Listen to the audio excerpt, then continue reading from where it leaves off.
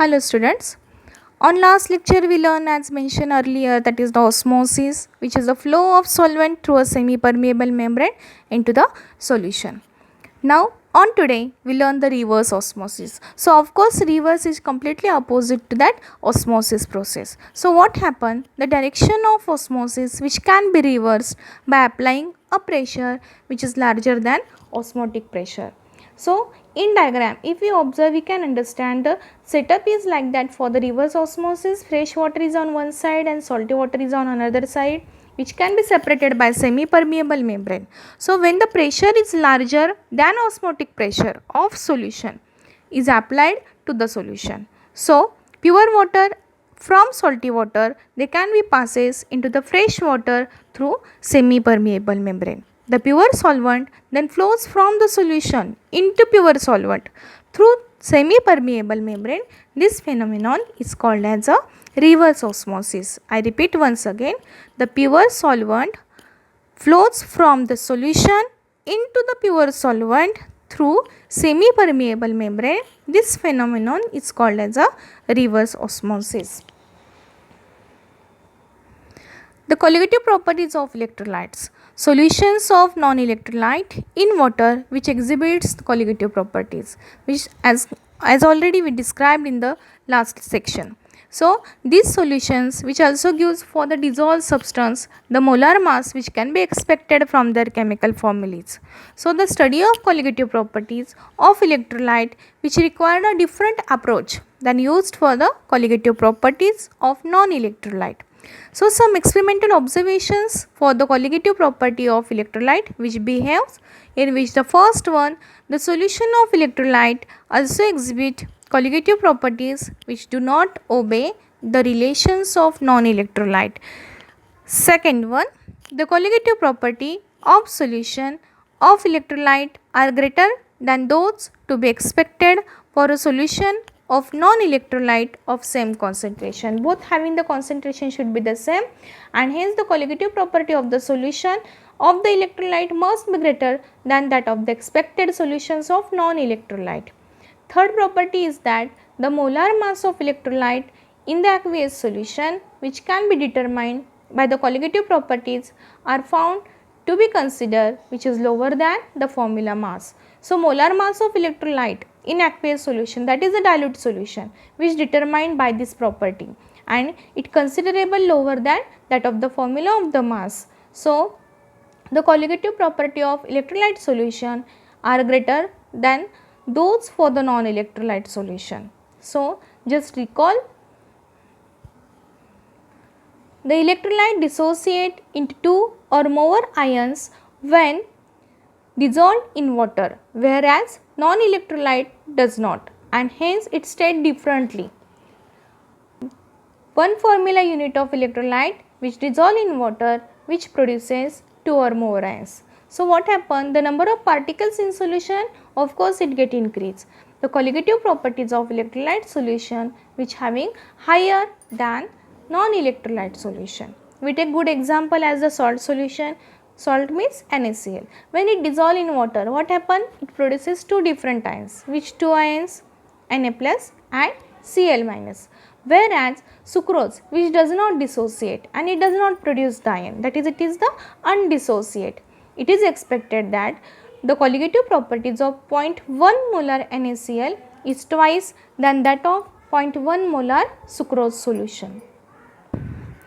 Thus in colligative properties we learn that the electrolyte dissociate into two or more ions when it is dissolved in water, means it is aqueous form, whereas non-electrolyte do not dissociate because they are having the property. And the colligative properties of electrolyte solution, of course, which is higher than non-electrolyte solution because there is a presence of dissociated ions which is not present in non-electrolyte solution. All these colligative properties, they are associated with electrolytic solution by using the relations of non-electrolyte.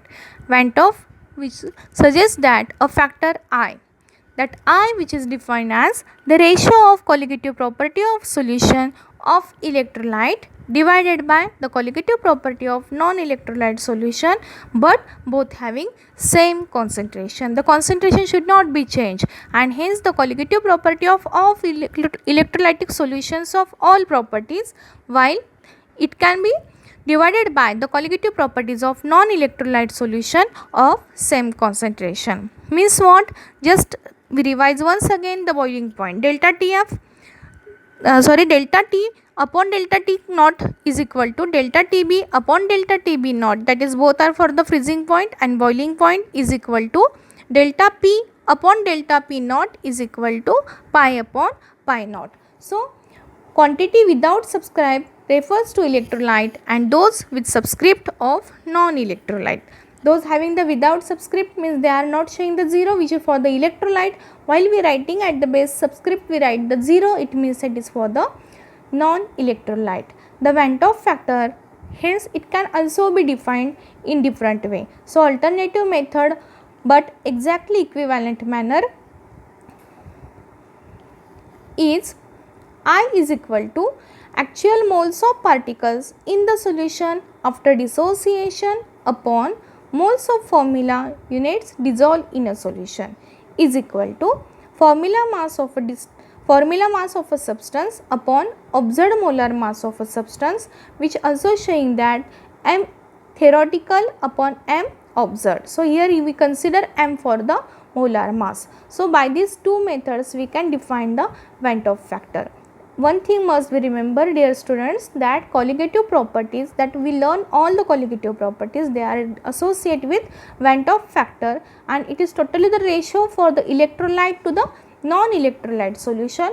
But one thing should be remembered, that they having the same concentration for both conditions, and hence according to that the freezing point, according to that the boiling point and the osmotic pressure, all these property they are remaining with that I factor. So all these property they are collide with each other to formation of the new one, and hence they are correlate to showing that the delta P, delta T and delta F, all these conditions with the osmotic pressure, that is the pi upon pi naught.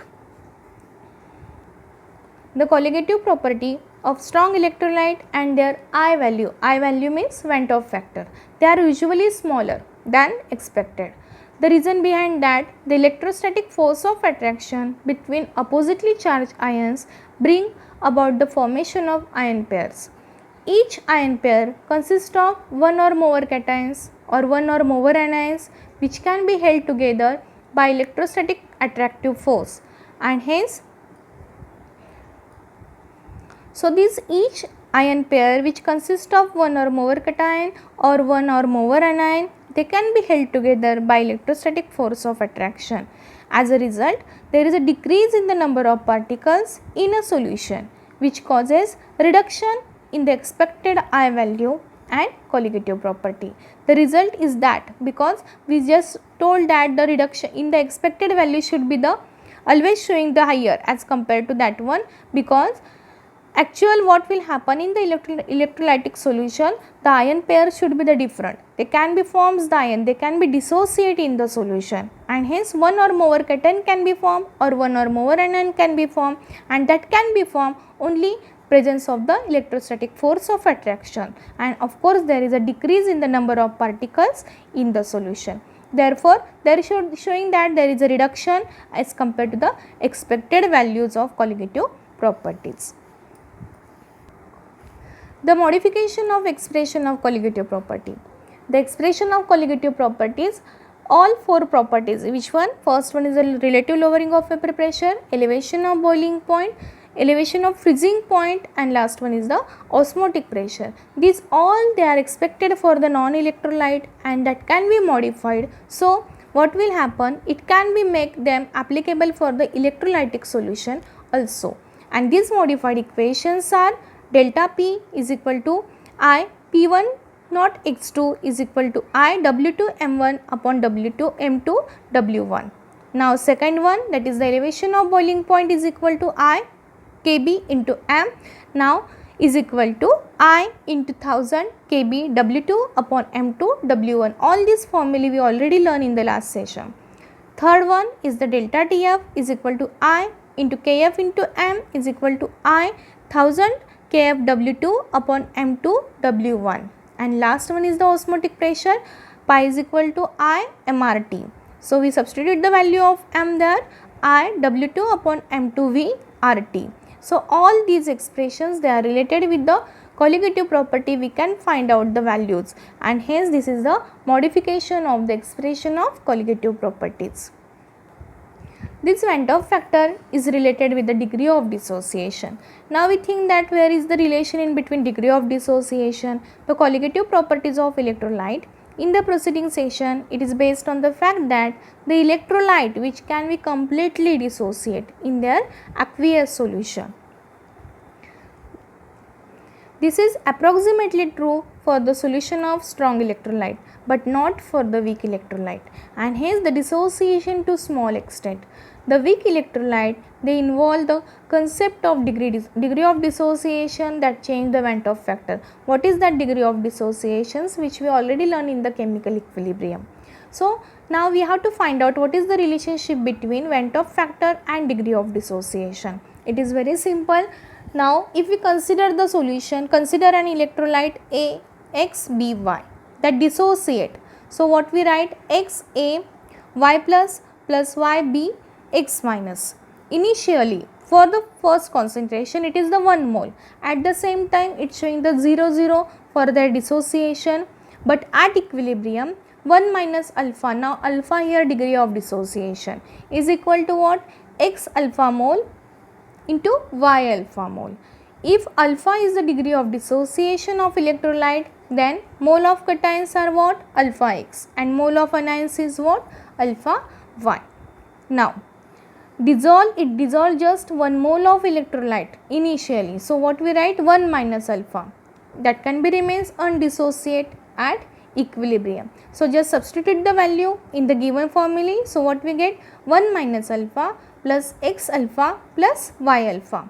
Take the common term, 1 plus alpha into X plus Y minus 1. Now it can be solved mathematically. So X plus Y minus 1 is equal to N, and hence we write 1 plus X into N minus 1. X plus Y, we showing the N, which is the moles of ions which obtained from the dissociation of 1 mole of electrolyte. So substitute this value, I is equal to, just we recall that formula, actual moles of particles in the solution after dissociation upon moles of formula units dissolved in the solution. Substitute the values, so the moles of formula we showing the 1.